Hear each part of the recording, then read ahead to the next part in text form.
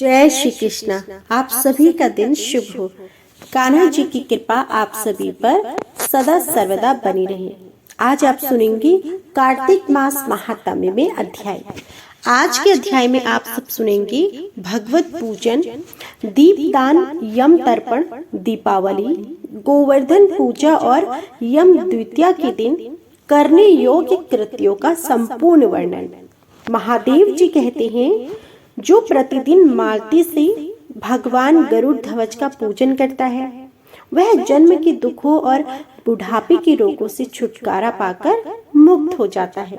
जिसने कार्तिक में मालती की माला से भगवान विष्णु की पूजा की है, उसके पापों को भगवान श्री कृष्ण धो डालते हैं।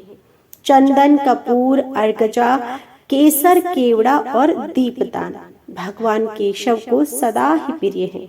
कमल का पुष्प, तुलसी दल, मालती, अगस्त्य का फूल और दीपदान, ये 5 वस्तुएं कार्तिक में भगवान के लिए परम प्रिय मानी गई हैं।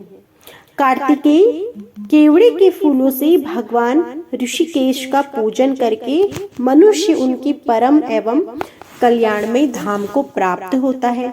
जो अगस्त्य के फूलों से जनार्दन का पूजन करता है, उसके दर्शन से नरक की आग बुझ जाती है।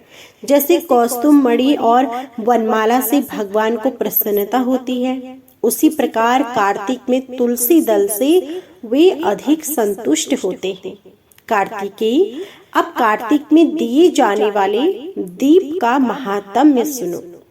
मनुष्य के पितृ अन्य पितृगणों के साथ सदा इस बात की अभिलाषा करते हैं कि क्या हमारे कुल में भी कोई ऐसा उत्तम पितृभक्त पुत्र उत्पन्न होगा, जो कार्तिक में दीपदान करके श्री केशव को संतुष्ट कर सके। स्कंद, कार्तिक मास में घी अथवा तिल के तेल से जिसका दीपक जलता रहता है, उसे अश्वमेध यज्ञ से क्या लेना है।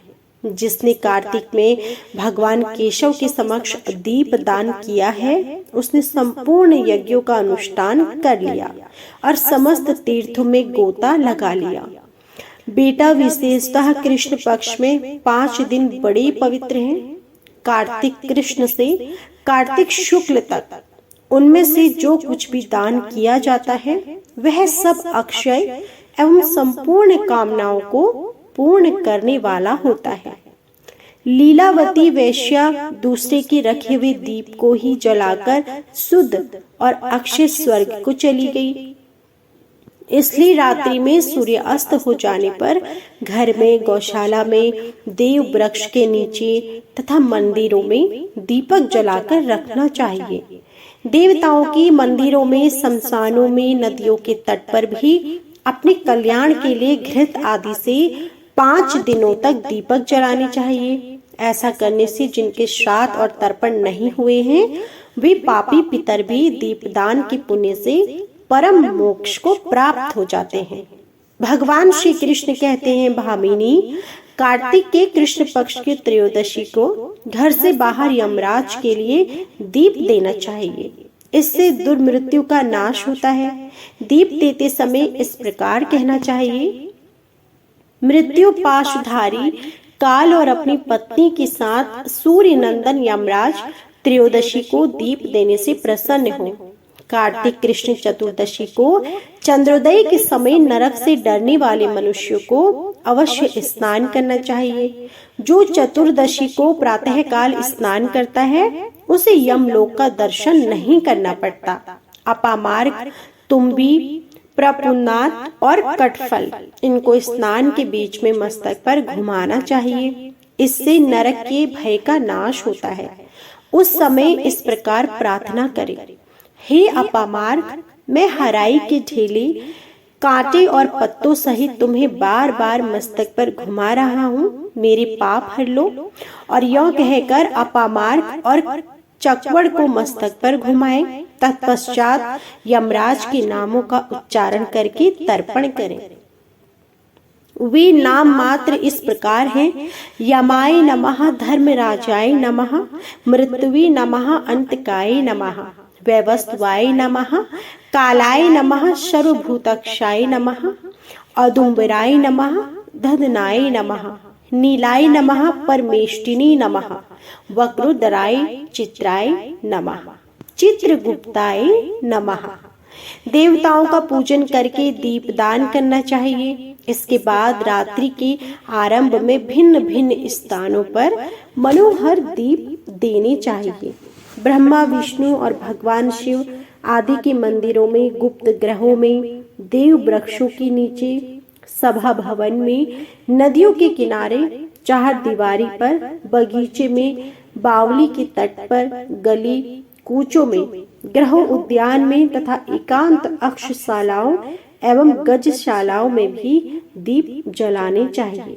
इस प्रकार रात व्यतीत होने पर अमावस्या को प्रातः काल स्नान करें और भक्ति पूर्वक देवताओं तथा पितरों का पूजन कर उन्हें प्रणाम करके पार्वण आद्र करें। फिर दही, दूध, घी आदि नाना प्रकार के भोज्य पदार्थों द्वारा ब्राह्मणों को भोजन कराकर उनसे क्षमा प्रार्थना करें। तदंतर भगवान के जागने से पहले स्त्रियों के द्वारा लक्ष्मी जी को जगाएं। जो प्रभूत काल में लक्ष्मी जी को जगाकर उनका पूजन करता है उसे धन संपत्ति की कभी कमी नहीं होती। तत्पश्चात प्रातः काल कार्तिक शुक्ल प्रतिपदा को गोवर्धन पूजन करना चाहिए। उस समय गौ तथा बैलों को आभूषणों से सजाना चाहिए। उस दिन उनसे सवारी का काम नहीं लेना चाहिए तथा गौओं को भी दूहना नहीं चाहिए। पूजन के पश्चात गोवर्धन से इस प्रकार प्रार्थना करें। पृथ्वी को धारण करने वाले गोवर्धन, आप गोकुल के रक्षक हैं। भगवान श्री कृष्ण ने आपको अपनी भुजाओं पर उठाया था। आप मुझे कोटि कोटि गौएं प्रदान करें। लोकपालों की जो लक्ष्मी धेनु रूप में स्थित है और यज्ञ के लिए घृत प्रदान करती हैं, वे मेरे पाप को दूर करें। मेरे आगे गौएं रहें, मेरे पीछे गौएं रहें। मेरे हृदय में गौओं का निवास हो तथा मैं भी गौओं के बीच में निवास करूं। कार्तिक शुक्ल पक्ष की द्वितीया को पूर्वाह्न में यम की पूजा करें।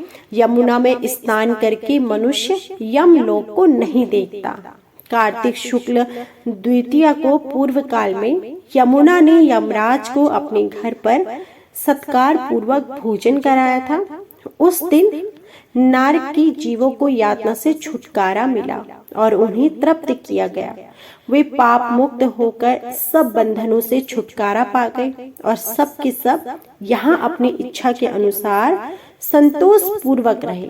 उन सब ने मिलकर एक महान उत्सव बनाया जो यम लोक की राज्य को सुख पहुंचाने वाला था। इसलिए यह तिथि तीनों लोकों में यम द्वितीया के नाम से विख्यात हुई। अतः विद्वान पुरुषों को उस दिन अपने घर पर भोजन नहीं करना चाहिए। वे बहन के घर जाकर उसी के हाथ से मिले हुए अन्न को जो पुष्टिक वर्धक हो स्नेह पूर्वक भोजन करें तथा जितनी बहनें हो उन सबको पूजा और सत्कार के साथ विधि पूर्वक स्वर्ण आभूषण और वस्त्र दें। सगी बहन के हाथ का भोजन करना उत्तम माना गया है। उसके अभाव में किसी भी बहन के हाथ का भोजन करना चाहिए। वह बल को बढ़ाने वाला होता है।